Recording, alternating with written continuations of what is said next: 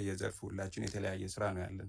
አሁን ዲሁ ሳሚ ኮንቨርሴሽኑ እንትን ስላለ ነው የገባሁት። አዶናይ ስላለ ስለሌለ አይደለም። ባለፈው አዶናይ አይደለም አርሲ ነበር ቶፒካው የዛኔ ነበር ያወራነው እና እንደዛ አይደለም። አዶናይም እኔ ፎሎው ራሱ አላረገውም ደጋፊውም አይደለሁም፣ ግን ፖዚቲቭ ነገር ሲያደርግ አየዋለሁ፣ ደስ ይለኛል። ያደረገውም ከፖለቲካ እይታ ነው አይመስለኝም ለእኔ እንደዛ። ዲላን ፔጅንም ምናምን የሚያገኛቸውም ኢንተርናሽናል ቲክቶከር የመሆን ኢንተረስት ስላለው ከእነሱ ጋር ኮላፕ አድርጎ ምናምን የመሄድ ነው። ዲላን ፔጅ እንዳውም የሆነ ሰዓት አካውንት ተዘግቶ ያለ ነው ፈልጎ ያገኘው ምናምን እና ሀሳቡን የገለጸበት እንደ ሰው እንደ አንድ ብሔርተኛ እንዳልሆነ፣ እኔ ብሔርተኛ ነኝ፣ ከብሔርተኛና ብሔርተኛ ያልሆነ ሰው አንግባባ። ብሔርተኛ ስላልሆነ እንደ አንድ ኢትዮጵያዊ የተሰማውን ሀሳብ ገልጿል። አሁን እናንተ ያልገባችሁ እንደ አማራ አይደለም እያወራን ያለው፣ እንደ ኢትዮጵያ ነው እያወራ ያሉት። የትግራይ ልጆች ራሳቸውን ይሄ ጦርነት በቃ ምናምን ምናምን የምትለኝ ሰውን አይደለም አሁን ሀሳብ የተቀበልኩ ያሉት። ኮፕሊንክ አድርጉ እንዳላስገባህ እስቲ ኮፕሊንክ አድርጉ እንዴ። እንደዚህ ነው ምናምን ብትል የሚሰማህ ትግራያዊ ያለው አማራ ሳለው አሁን አማራ አይሰማህም። እንዳንድ ራሴ ነው ኦኬ የምናገር ማለት ነው። ማንኛውም አማራ ሰው ማስገባት አልቻልኩም። ቤት አማራ አለሽ አስገቢ አንድ ቁጥር የሚጽፈውማ። ስለዚህ አዶናይ እየሰጠበት ሀሳብ እንዳንድ ብሔርተኛ እንዳልሆነ ሰው ልክ ነው። እኔ ችግር የለብኝም የአዶናይ ሀሳብ ጋር። ግን ይሄ ማለት የትግራይ ልጆች ሀገራችሁን አትጠብቁ ማለት ነው እያልኩ ያለው። የትግራይ ልጆች ሀገራችሁን አትጠብቁ። ጀብደኛ ሚውት ብትደረግ ነው ሻል ምን አገባ ስለ ኢትዮጵያ። ፋኖ ለኢትዮጵያ መስሎ የምትታገለው በሉታ እታች ቁጭ በል። እንዳንተ አይነት የሶስተኛ ክፍል ጀጅ አላረግም። የአዶናይ ሀሳብ እንዳንድ ብሔርተኛ ወይም እንዳንድ ሰው ይስማማኛል፣ እኔ ማለት ይስማማኛል። ግን ችግሩ ምንድነው? ለምንድን ነው የትግራይ ልጆች ራሳቸውን መከላከል የለባቸው የሚባለው? የአማራ ፋኖ አሁን ለምሳሌ በፍላጎት ነው የሚያስገባው። በፍላጎት ትገባለህ፣ በፍላጎት ትታገላለህ። በህወሓት ግን የትግራይ ልጆች እያፈስክ እያስገባህ ከሆነ ህወሓት ይሄን ስነ ስርዓት ነው ማለት አለበት፣ መቆም አለበት። በፍላጎቱ ማንም ሰው ገብቶ በክብር መዋጋት አለበት፣ መታገል አለበት። ከዛ ውጭ አማራ ሲገደል፣ አማራ አዲስ አበባ ላይ ሲታፈስ፣ የትግራይ ልጆች አዲስ አበባ ላይ አትኖርም ተብሎ ለመከላከያ ሲታፈሱ፣ የኦሮሞ ልጅ እየታፈሰ ሲመጣ እነዚህ ሶስት ብሔሮች በደንብ በጣም ሲታፈሱ ለምንድን ነው እናንተ ድምጽ ያልሆናችሁት? ይሄ ነው የኔ ጥያቄ። ስለዚህ አታሽላላ ያንዳንድ ካልሆነ ካልተመቸህ እኔ ቤት እንዳትመጣ ድረጅት ልጥላ አትችልም። ከዛ ውጭ እኛ የትግራይ ልጆች ጦርነት አንፈልግ የምትል ከሆነ በባርነት ለመገዛት ትፈልጋል ማለት ነው። የአማራ ልጅም አይ ኖ እኔ እንደዚህ ጦርነት እንትን ማለት አለበት መቆም አለበት የምትል ከሆነ አብይ አህመድ እንደ ባሪያ እየገዛ እንዲኖር ትፈልጋለህ ማለት ነው። እኛ ደግሞ አንፈልግም። ስለዚህ አንተም ከአብይ አህመድ ጋር አብረህ ትገረፋለህ ነው። እንደናንተ አይነት አማራን እንደናንተ አይነት ትግራዋይን አንፈልግም፣ ኦሮሞያውያንም አንፈልግም። ኦሮሞ እንደ ኦሮሞነት ቢደራጅ እኔ ችግር የለብኝም።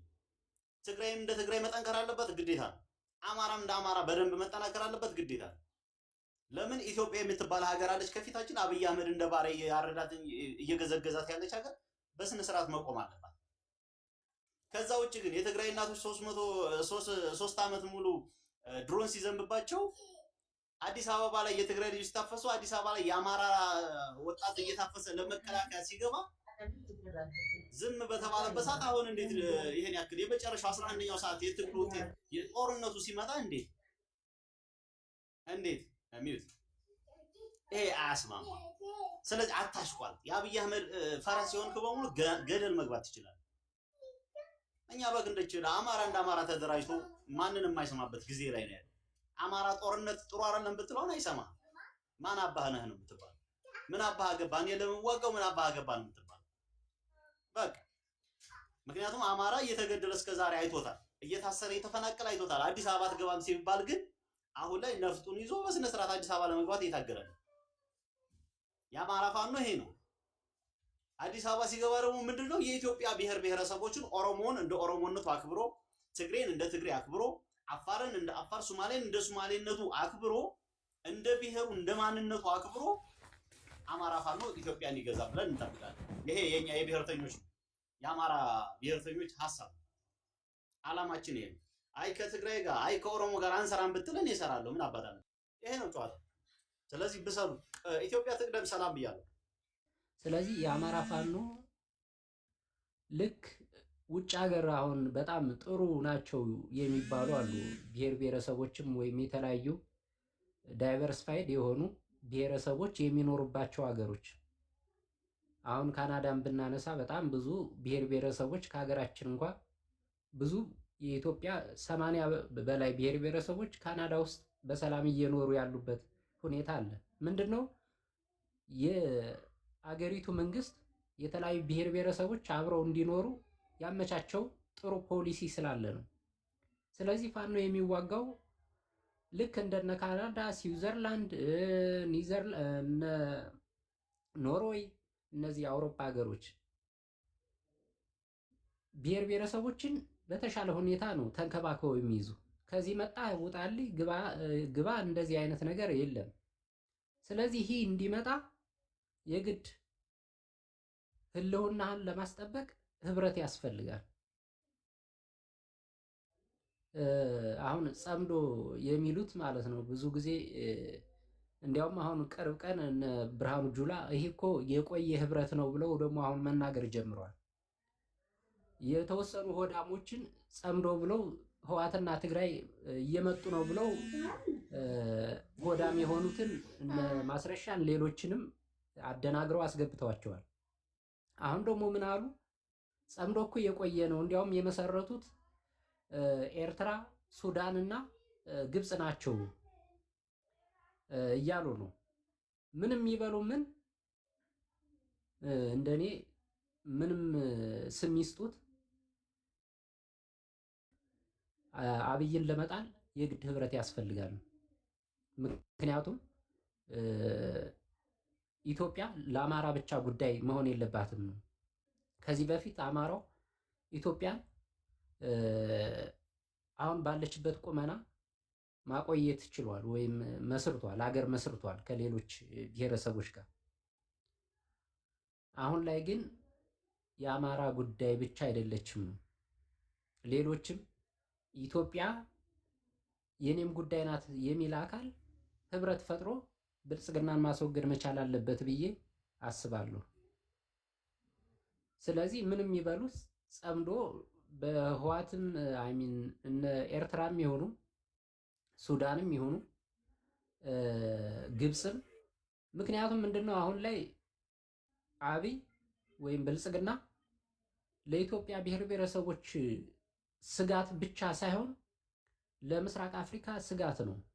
የተለያዩ አሸባሪ አካላትን በመደገፍ ወይም እንዲመጡ በማድረግ ለምሳሌ የአርሲን መውሰድ እንችላለን። ይህ የብልጽግና ስርዓት ያመጣው አንዱ ውጤት ነው። ስለዚህ ስጋቱ ለምስራቅ አፍሪካ ሁሉ ነው፣ እንኳን ለአገሪቱ ህዝቦች አይደለም ለውጮች። ብልጽግና ካለ ሰላም አይኖርም ነው በቀጠናው። ስለዚህ ፋኖንም ሆነ ህዋትን ሌሎችንም እነ ሱዳንም ሆኑ እነ ኤርትራ ቢያግዙ ምንም ስህተት የለውም ብዬ ነው ማስብ። ይህን መንግስት ለመጣልና የተረጋጋች ኢትዮጵያ ለመመስረት የግድ አንድ መሆንና በተለያዩ አገራትም መታገዝ ያለበት መሆን መቻል አለበት ብዬ ነው ማስብ። እንኳን እኛ እና እንኳን ፋኖና አሜሪካ እኮ ከኢራን ጋር የገባችውን ጦርነት እገዛ ጠይቃለች። እነ አውሮፓ ህብረትን ዩናይትድ ኔሽንን ጠይቃለች እኮ አግዙኝ። ስለዚህ ምንድነው ህብረት ያስፈልጋል። ትግሬም ሆነ አፋር ሌላውም አካል ህብረት መመስረት አለበት። ብልጽግናን ለመጣል አንድ መሆን መቻል አለበት። ብዙ ፕሮፓጋንዳዎች ሊነሱ ይችላሉ በብልጽግና ብዙ ማደናገሪያዎች። ምክንያቱም ፍራቻ ነው። ህብረት ከተፈጠረ የተለያዩ ብሔር ብሔረሰቦች ከተነሱ ስልጣን ላይ መቆየት እንደማይችል ስለሚያውቀው ማደናገሩ አይቀርም። ህወሓት እንደዚህ ናት እንደዚህ ነው አይነት ነገር፣ ሌሎችም እንደዚህ ናቸው፣ ኦኤልኤፍ እንደዚህ ነው አይነት ነገር። ነገር ግን በእውነተኝነት የተመሰረተ በሀቀኝነት የተመሰረተ ኢትዮጵያን የማዳን እንደ በተናጠል ደግሞ ሁሉም ብሔር ብሔረሰብ ራሱን ለማዳን ህብረት መፍጠር መቻል አለበት። ሜቢ አማራ ፋኖ ትግል አቁም ያለው ቢል ቀጣዩ ሊሆን የሚችለው አፋር ነው። ቀጣዩ ሊሆን የሚችለው ሶማሌ ነው። ልክ መጀመሪያ የጀመረው አደናግሮ የትግራይ ማህበረሰብን መምታት ነው። ልክ እንደመታቸው ሲያውቅ ደክመዋል ብሎ ሲያስብ ግን ወዴት ነው የዘረው? ወደ አማራ ክልል በዋነኝነት ደግሞ መሰናክል ይሆነኛል የሚለውን ልዩ ኃይሉን ማፍረስ ነው የጀመረው። ስምምነቱ እኮ ከመጠናቀቁ በፊት ልዩ ኃይሉ እንዲፈርስ ነው የተደረገው። ምክንያቱም ምንድነው ዓላማቸው? ልክ አማራ ክልልን የመከፋፈልና ዲስማንትል ማድረግ፣ ዲስኢንተግሬት ማድረግ፣ በተለይ ወሎ የራሱን ችሎ ክልል እንዲሆን፣ ጎንደርም እንደዚሁ። አሁን የምናያቸው አንዳንድ የአብይ አክቲቪስት ነን የሚሉ እና አያሌው መንበር እነ አማኑኤል ዘጎንደር ምናምን የሚባሉ በዋነኝነት ምንድነው በብልጽግና የሚደገፉና ክልላዊነት ወይም ተናጥልነትን የሚያቀነቅኑ አካላት ናቸው። እነዚህ ምንድናቸው? በማህበረሰብ ውስጥ ተጽዕኖ በመፍጠር አማራ ክልል እንዲበታተን የማድረግ የኦነግን ስትራቴጂ የሚያስፈጽሙ አካላት ናቸው። ስለዚህ መንቃት መቻል አለብን። የፋኖ ትግል ባይኖር ፋኖ እንደዚህ ተደራጅቶና አቅሙን አፈጥር በጣም ስትሮንግ ሆኖ መምጣት ባይችል እኮ አሁን አማራ ክልል በተለያየ ኮንዲሽን ልክ እንደ ደቡብ ብሔር ብሔረሰቦች ነጣጥለው የራሱን ክልል ሰጠው ምን ታመጣለህ ይሉን ነበር። ነገር ግን ፋኖ መደራጀቱ አንዱ ጥቅም ይሄ ነው። በዋነኝነት ብልጽግና የሚፈልገው ስልጣን ላይ ለመቆየት ህብረት እንዳይኖርና እንዳይደራጅ ማህበረሰቡ መነጣጠል ነው። ብዙ ጊዜ ሰምታችሁ ሊሆን ይችላል። አብይ ሲናገር አንዱን ከአንዱ ለማጣላት ብዙ ይሞክራል፣ ለመለያየት። ለምሳሌ ጎርጎራ ሲመረቅ አይታችሁ እንደሆነ ጎርጎራ ላይ ምርቃቱ ላይ ያለውን ሰምታችኋል። ጎርጎራን ሪዞርቱን ለማሰራት ብዙ ፈተና ደርሶብናል።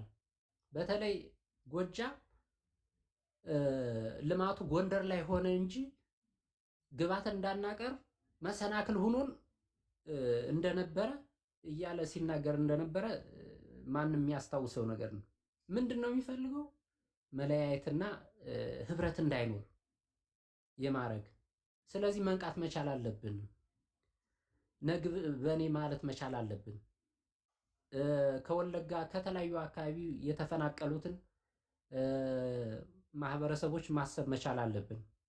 የብልጽግናን ጨካኝነት ወይም አረመኔነት ለመረዳት ደብረ ብርሃን፣ ወሎ አካባቢ በተለያዩ አካባቢ ተፈናቅለው ከወለጋም ከተለያየ አካባቢ የመጡ ማህበረሰቦችን ማሰብ አለብን። ለህዝብ አይገደውም። ለህዝብ ምንም የሚጨነቅ ፓርቲ አይደለም። የሆነ ኮስሞቲክ የሆነ የተለያዩ ነገሮችን መንገድ በመቀባት ለጊዜው አብለጭላጭ ላይ የሚያተኩርና ለህዝብ ምንም ዋጋ ማይሰጥ ፓርቲ መቆየት የለበትም። ህብረት ያስፈልጋል ነው ምለው። ጨርሻለሁ።